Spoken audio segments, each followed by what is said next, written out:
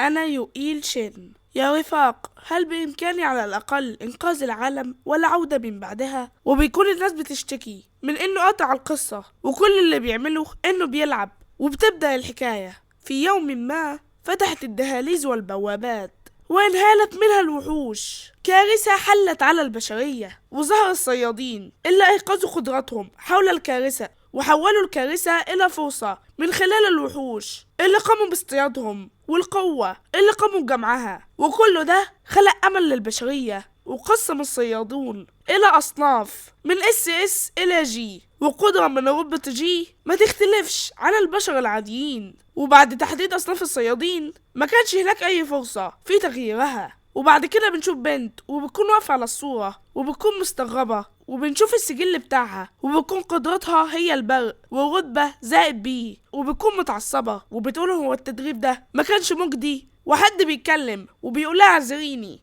هو مش كان هناك حاجة غريبة؟ ما تفهمنيش غلط. وبتكون البنت متعصبة منه وبتستخدم قوتها، وبتجيله مكالمة وبياخد التليفون وبيجري. وبتكون البنت متعصبة منه وبتقول لها مديرة الاستقبال الرقم 49 سيون غميري، فبتقول لها نعم. فبتقول لها من فضلك اذهبي الى غرفة الاختبار، وان النتائج اخيرا وصلت. وفعلا بتشوف نتيجتها، وبرضه بتكون الرتبة زي ما هي بعد برضه ما اتطورت. وبتكون حزينة على انها ما اتطورتش وتجاوزت الرتبة بيه، وبتقول انها بتظن انها ما تقدرش تتجاوز حدود هذا الصف. وبتجيلها رسالة على الموبايل وهي حالة طوارئ، وان ظهر البوابة في سيون غدونغ، وهو وحش ذو قرون من الرتبة A قد ظهر، وان رجاء من صياد من الرتبة A او اكثر التوجه لهناك. وبكل البنت مرعوبة لان السور ذو قرون قوي جدا.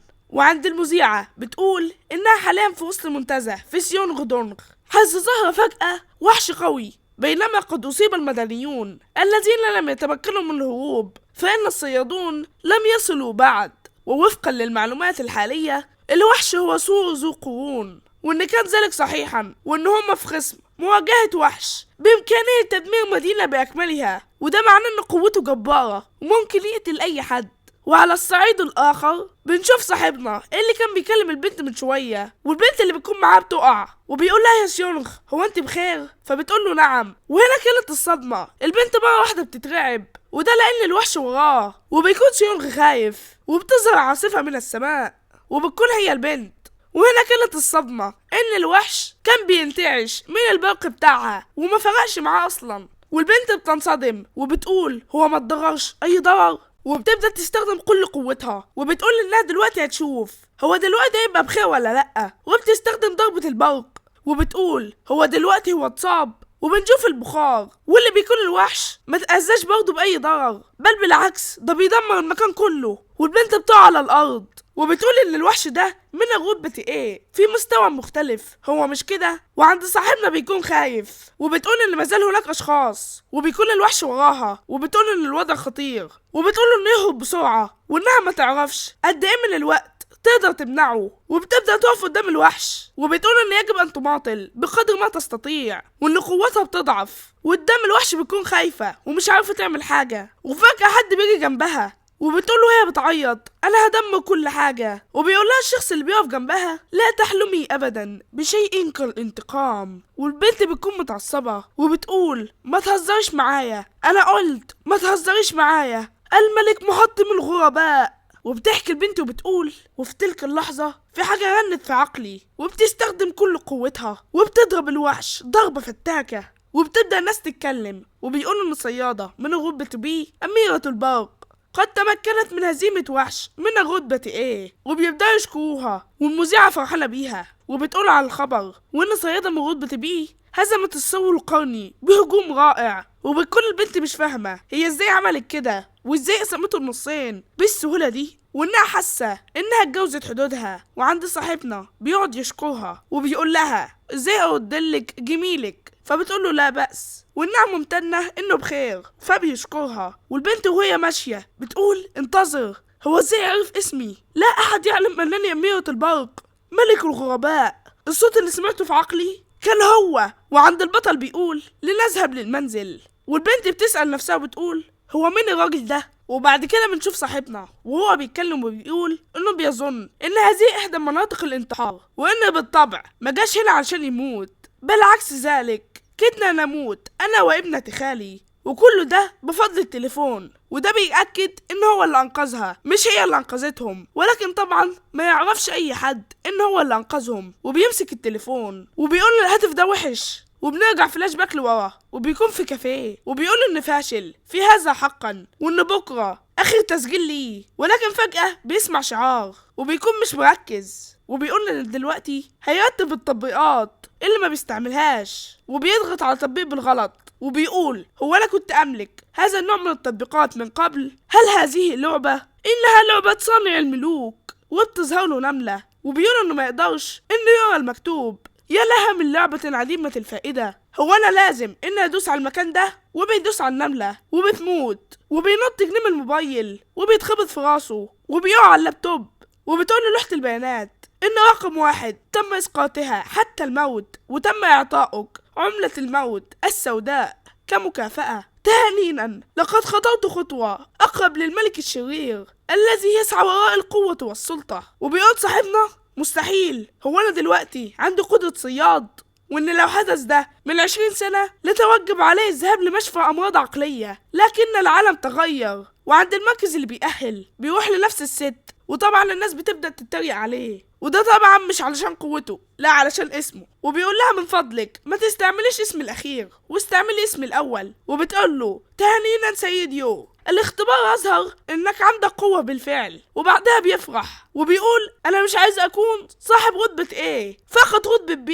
لا لو كنت صاحب رتبة E أنا هتخلى عن كوني كاتب. وهنا كانت الصدمة، بتقوله الموظفة انت صاحب رتبة جي، وهي بتكون اقل مرتبة، وهو بيكون هيقع على حيله من كتر الصدمة، وبتديله الورقة وبتقوله انت لو شفت هنا فان قدرتك هي صنع المواد، هذه هي قدرتك.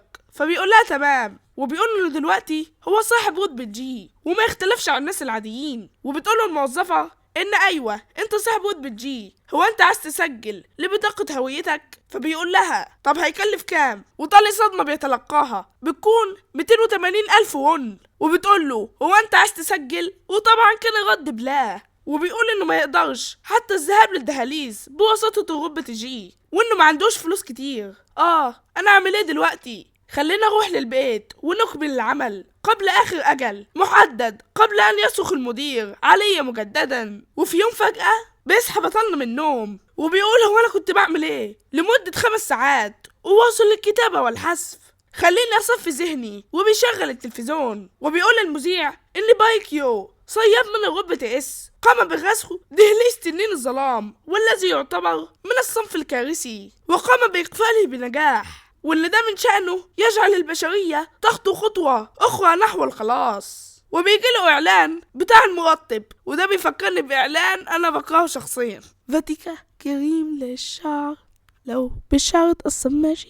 المهم خلينا نرجع. وطبعا صاحبنا بيكون متعصب منهم وجايب اخره منهم، وده مش علشان الاعلان، لا علشان هما بيفتحوا دهاليز كبيره وقويه جدا، وهو اصلا ما يقدرش يفتح دهليز واحد حتى ولو كان ضعيف جدا. وبينام وبيقول انهم مزعجون، خلينا انام شويه واكتب بعدها بعد تصفيه ذهني. وفجأة الموبايل بيجيله إشعار وبيصحى فجأة، وبيجيله برضه نفس الرسالة، وبيكون مش فاهم حاجة، وبيقعد يدوس على النملة وبتموت، وبكل الفلوس في كل حتة وعمالة تطلع من التليفون. وبيقول له دلوقتي هشوف مين هيفوز. وفي تاني يوم الصبح بيصحى صاحبنا وبيقول له العملات راحت فين؟ كان هناك المئات منهم، وبيقول ان العملات الصغيرة كانت تملك 1 مكتوبة عليهم، ولكن دلوقتي بتملك 100 مكتوبة عليها. وبتقول له لوحة البيانات تهانينا أيها الملك البلا اسم، لقد حققت شروط فتح محلك الملكي، وإنه عايز يوافق ولا لأ. وبيقول له إنه ما يعرفش، ولكن الفضول بيقتل الكاتب وبيدوس على نعم. وبنرجع فلاش باك لورا، وفي قاعة الاجتماعات واحد بيتكلم وبيقول أنا بشكركم كلكم لكل الأشخاص المتواجدين في الدائرة السياسية والأعمال، كذلك الرئيس ورئيس منظمة الصيادين الذي هو هنا حتى وصل جدول أعماله المزدحم، وإن أخيرا سياق قد فتح محل الصياد في كوريا، وكله بيكون فرحان ومتفاجئين. واحد بيتكلم وبيقول إن دي قدرة نادرة لا يمكن إنقاذها إلا لدى حفلة من الصيادين والتاني بيرد وبيقول الآن الجميع بإمكانه شراء مختلف المهارات والعناصر مختلفة الرتب. ورئيس الخدم بيقول الآن تفضلوا، وبيدخل الاتنين الصيادين وبيبدأ يعرف لي مين دول. الأول كان غو الصياد صاحب رتبة اس الذي قام أخيرا بفتح محل الصياد، والتانية الصيادة صاحبة رتبة اس سيون غبينا. هنا لجعلكم جميعا تتفهمون الوضع. وبيكون رئيس كله ده قاعد، وبعد كده بيقول له الآن من فضلك فعل محل الصياد، وبيكون كله فرحان وبيبدأ يستخدم قوته وبيفتحه. وبيقول قائد الحراس هو كله بخير؟ فبيقولوا له انه ولكن عدا الأصوات الصاخبة انا مش شايف اي حاجة، وماذا عنكم؟ وانا كمان. وبيقول قائد الحرس من فضلكم جميعا لا تهلعوا، من الطبيعي ان المحل لا يمكن رؤيته الا من قبل الشخص الذي قام بتفعيله، والآنسة سيونغ ستتمكن من جعل الجميع يرى ما هو الظاهر للمفعل فحسب عن طريق فن التحكم بالعقل. وبعد ما بيشوفوا كلهم بينصدموا، بتكون حاجات عالية الجودة ولكن في المقابل سعرها غالي جدا، زي جوع سحرية الرتبة ايه 7000 قطعة ذهبية، والسيف الذي يقدر بمبلغ كبير جدا. وبيقول واحد من القاعدين ان كل المعدات اللي سمعنا عنها من الاساطير والخرافات في المحل ده، والتاني بيقول ان هو ده محل الصياد، وبيقول ان قوة ملك البرق ب 300 مليون قطعة ذهبية، هو ده يعادل 30 تريليون وان. فبيقول له التاني ان ده رخيص لو قارنته بمستوى المهارة، وبيقول لهم قيدهم كلهم جميعا ابقوا هذا في اذهانكم، الثروة الوطنية تعتمد على هذا، لذلك يجب ان نبقى هذا سريا للغاية حتى نتمكن من تطوير المشروع، وانهم يجب ان يعينوا على الاقل صيادين من رتبة اس لحراسة السيد كانغ. وبنرجع للحاضر، وهنا كنت عايزة افهمكم حاجة. المتجر اللي فتحوه موجود في التطبيق ده، واللي هو برضه بيفتحوا بطلنا ولكن بدون ما يعرف حد لانها اصلا سرية. وبتقول له لوحة البيانات ان من اجل تفعيل محل الملك يستوجب الامر 100 عملة اتود استعمالهم، فبيقول ان اكيد هيستعملهم، وفعلا بتبدأ تتسحب العملة. وبيقول بطلنا ان لغاية دلوقتي ظهرت عملات غريبة، ولكن ليه؟ هو انا صياد من نوع صانع مثل كان غو؟ بين الصياد صاحب رتبة اس كان غو وانا صاحب رتبة جي، الفرق مثل السماء والارض، ولكن انا مش هحصل على وضع المال بالطريقة دي. وعند محل الملك بيكون الاسعار غالية زي اللي هناك بالظبط، وبيكون مش عارف مكتوب ايه، وبيكون مصدوم من السعر، وبيقول ان عنده 300 قطعة فقط بعد العمل طول الليل. هو ليه السعر جنوني للدرجة دي؟ ومرة واحدة التليفون بيقلب لوحده، وبيقول انها اتحركت من تلقاء نفسها ووقفت هنا، وبيقول ان ده معناه ان التطبيق بيقول له انه يشتري ده، وفعلا بيشتريه. وبيكون اسم المهارة عين الملك، وانها سلطة مطلقة للملك المجهول، وانها بتتفاعل عن طريق رياح شديدة، وانت لو شفت الحقيقة فمش هتشوفها مطلقا. وبيقول صاحبنا ان لو ما يقدرش انه يشوف اللا يعتبر اعمى، ما الجدوى من اعين شخص اعمى وفجأة عينه بتتغير وبيقع على الارض والتليفون بيقع، وبيقول انه مش شايف اي حاجة، وانه دلوقتي بقى اعمى. هو دلوقتي موبايله راح فين؟ هو ما بعدش كتير ورجله بتتخبط، وزي ما بيحصل معانا بيحصل معاه لما بيتخبط صباع رجلك الصغير. وبيقول انه دلوقتي بيقدر يشوف، وبيقول انه فجأة كده، وبيقول انه دلوقتي يقدر يشوف الكتابة وبيبدأ يشوفهم، وبيقول انها اسماء غريبة، وبيقول هو ايه ده؟ هو كام ثمنها؟ وان ده اشبه بأن تصبح بطل الرواية، وان اولئك الذين هم من الرتبة جي هيفضلوا دايما من الرتبة جي، واللي هم من الرتبة اس هيفضلوا دايما من الرتبة اس. ولكن انا سمعت عن وجود حالات شاذة، وبيقول هو في اي حاجة كمان اقدر اشتريها؟ خلينا نشوف. وبيشوف حاجة جديدة واللي هي سلطة مشتركة اصبع الملك، وهي 100 قطعة ذهبية، وبيقول ان شكله حلو، وبيقول ان بعد كده مش هيقدر يشتري اي حاجة تانية بعديه، وفعلا بيشتريه وبيبدأ يستخدم المهارة. وبيقول هي المهارة دي ايه؟ اصبع الملك المحطم. هو ايه ده؟ فجأة التكييف بيشتغل، اصبع الملك المحطم، التكييف بيتقفل، وبيبدأ يستخدم المهارة وبيشاور على التلفزيون، وبتقول ان الجو هيكون كويس للوقت الحالي من دون اي اخبار عن اي مطر. فبيقول ان هي دي القدرة وانها ملهاش اي فايدة،